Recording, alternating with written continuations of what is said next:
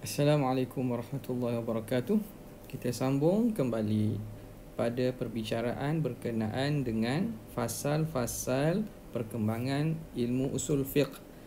Setelah kita mengetahui bahawa ilmu usul fiqh sebelum ini pada zaman Nabi, zaman sahabat dan zaman tabi'in tidak berlaku penulisan dan pembukuan ilmu usul fiqh sebagaimana yang kita dapati pada hari ini. Kita sampai kepada poin yang ke-9, kata pengarang rahimahullah, illa annahu ba'da inqiradi 'asri tabi'in ittasa'at al-biladul islamiyyah.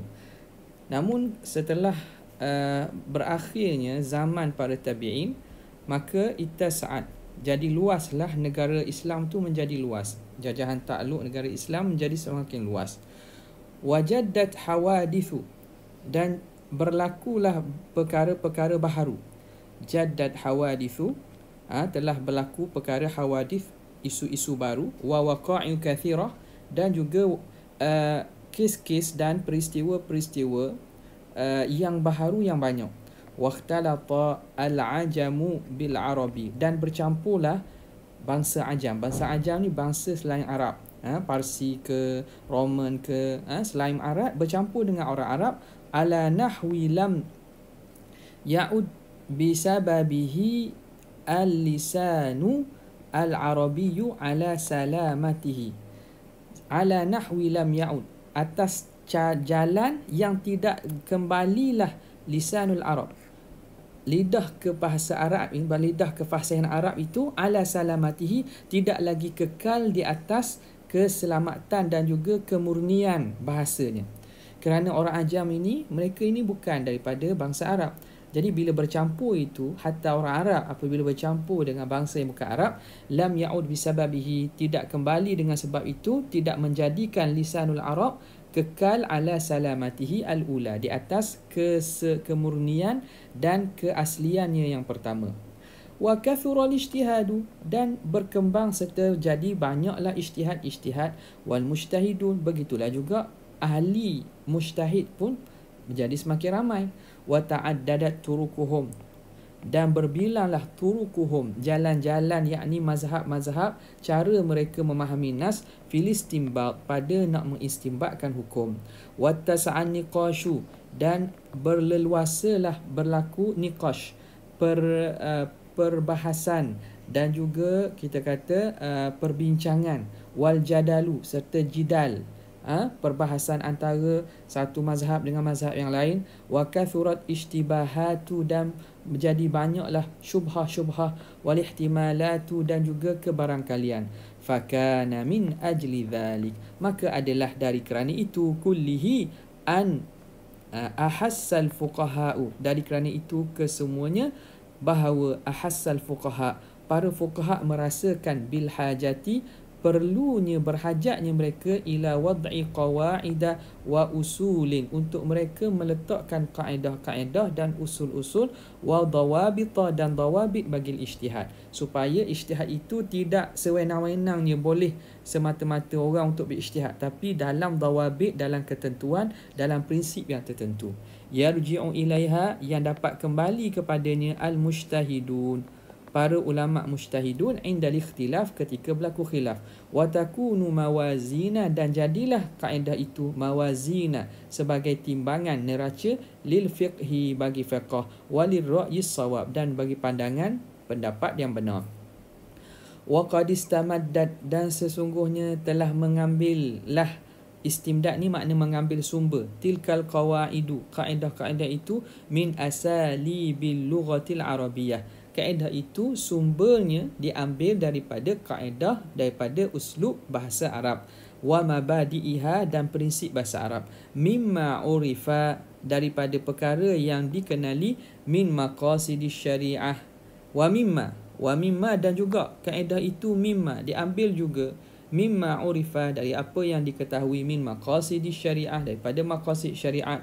Wa asrariha, dan rahsia-rahsia syariat.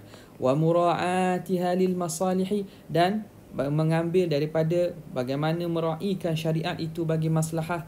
Wa ma kana alaihi sahabatu, dan apa yang dipegang oleh sahabat, min nahjin, pada nahjin, manhaj ataupun prinsip fil istidlal pada membuat dalil. Wa min majmu'i, begitulah juga kaedah itu diambil min majmu'i hadhil qawaidi, daripada himpunan kaedah ini, wal buhuthi, dan kajian-kajian ini, takawwana min majmu'i hadhil buhuthi, min majmu'i hadhil qawaidi wal buhuthi, takawwana, daripada himpunan kaedah dan analisis serta perbincangan ini, takawwana, terbentuklah ilmu usulil fiqhi, maka terbentuk ilmu usul fiqh daripada apa? Daripada kaedah dan perbincangan ini. Waqad bada'a hadzal ilmu, dan mulalah ilmu usul fiqh ini bisuratihi al-mudawwanati, pada rupanya yang telah ditadwin.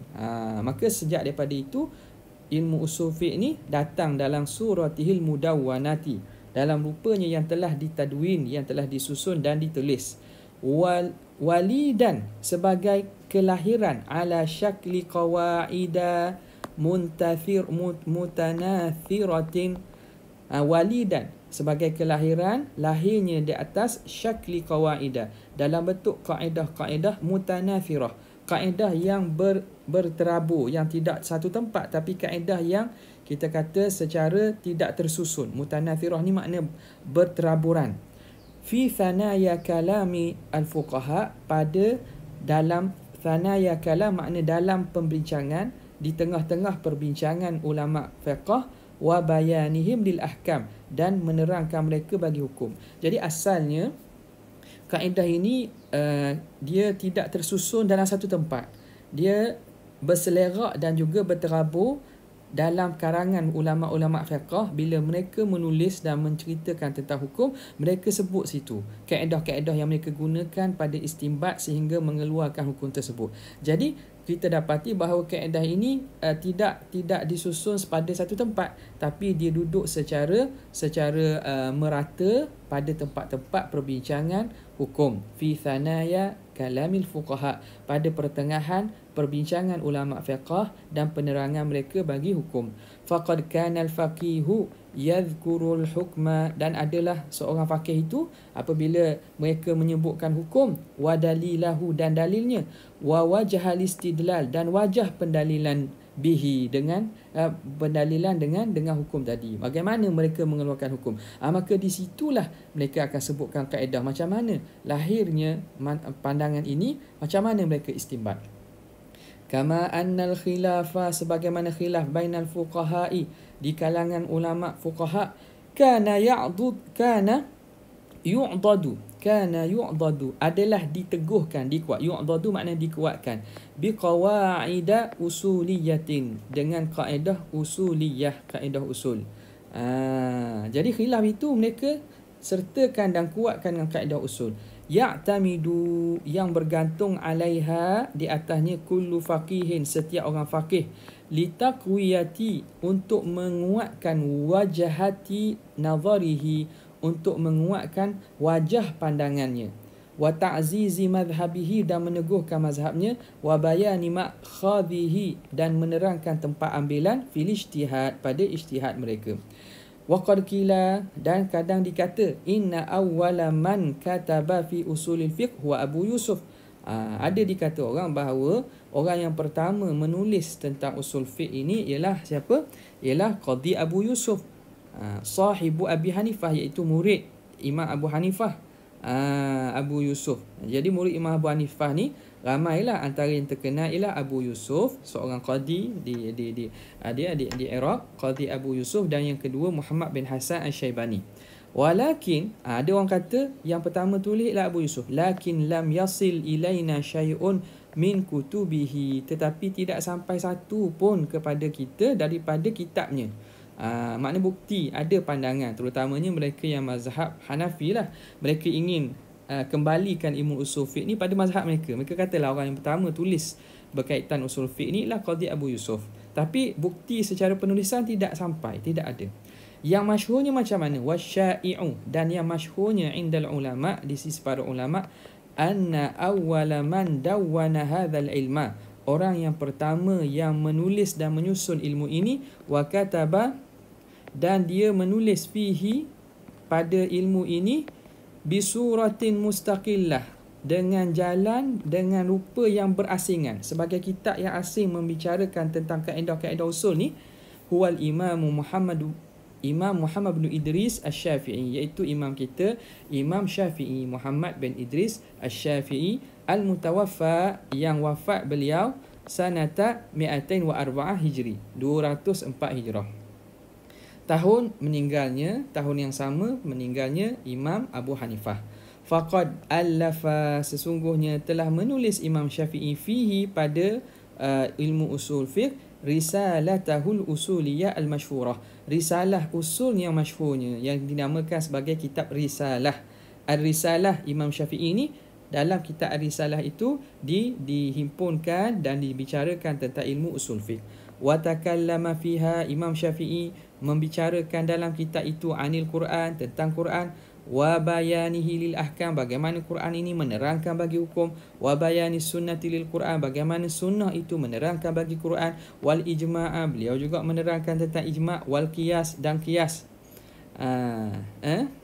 wa ijma'i lah, wa takallama fiha anil ijma'i wal qiyasi wan nasikhi wal mansukhi, bincang tentang nasikh mansukh, wal amri wan nahyi, suruhan dan larangan, wal ihtijaji bi khabaril wahid, berhujah, isu, bolehkah berhujah dengan khabar wahid, hadis ahad yang diriwayatkan oleh seorang, wa nahwi dzalika, dan seumpamanya, minal abhathil usuliyah, daripada perbahasan ilmu usul fiqh. Jadi nampak memang perbincangan dan kitab risalah itu membincangkan secara khusus tentang ilmu usul fiqh.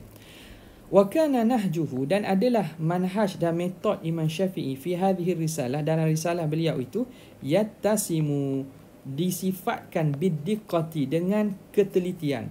Cara perbincangan Imam Syafi'i dalam risalah tu memang orang kata memang teliti, memang diqqah, memang halus, wal umqi, dan mendalam, wa iqamati dalil, dan beliau mendatangkan dalil, ala ma yaqulu, atas apa yang beliau kata sebut, wa munaqashati, dan juga munaqashati, membincangkan ara'il mukhalif, pandangan orang yang menyalahi pandangan beliau, bi uslubin ilmi, dengan uslub ilmi, uslub ilmiah akademik, ra'i'in rasin, yang sangat menarik, yang sangat teguh.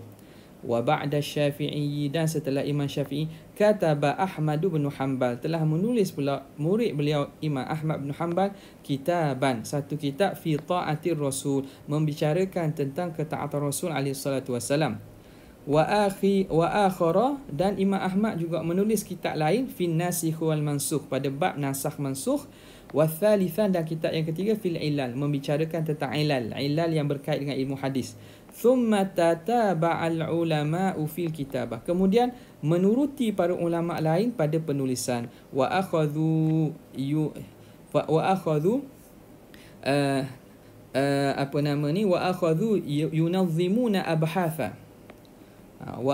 yunazzimuna abhatha, hadzal ilmi, mereka mentanzim, menyusun perbincangan ilmu ini, wa yuwassi'unahu, dan meluaskan perbincangan, wa yaziduna alai, dan menambah lagi perbincangan yang tidak ada sebelum ini.